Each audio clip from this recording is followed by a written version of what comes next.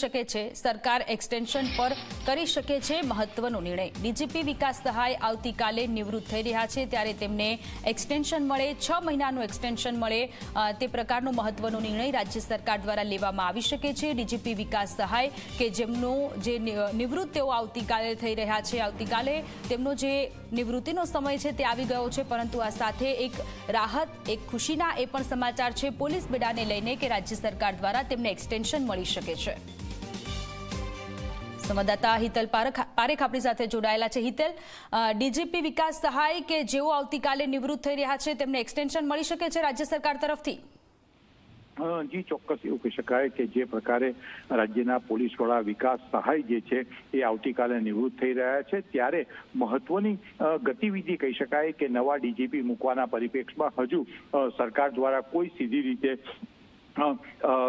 પગલાં નથી લેવામાં આવ્યા। અને સાથે સાથે એક મહત્વનું પાસું છે કે વિકાસ સાહેબ જે સહાય છે એમની છબી છે એ ઘણી બધા અંશે એક પ્રામાણિક અધિકારી તરીકેની રહી છે, ત્યારે તેમને પ્રથમ ત્રણ મહિનાનું એક્સટેન્શન આપવામાં આવે તેવી પ્રબળ શક્યતાઓ જોવામાં આવી રહી છે।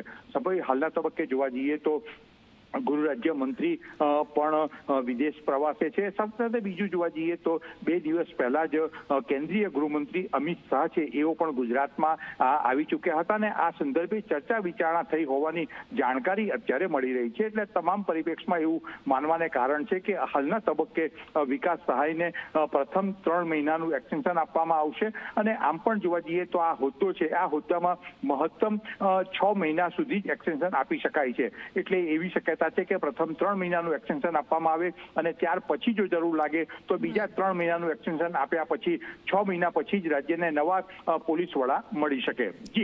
જી હિતલ, આભાર તમામ વિગતો માટે। તો ડીજીપી વિકાસ સહાય કે જેઓ આવતીકાલે નિવૃત્ત થઈ રહ્યા છે અને રાજ્ય સરકાર તરફથી નવા ડીજીપી કોણ તેને લઈને કોઈ નિર્ણય લેવામાં આવ્યો નથી।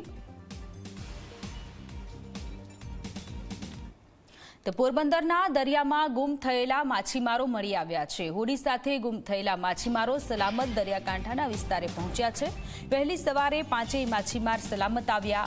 જય સાંકરી આઈકૃપા નામની હોડી ગુમ થઈ હતી અને તેમાં કેટલાક માછીમારો સવાર હતા।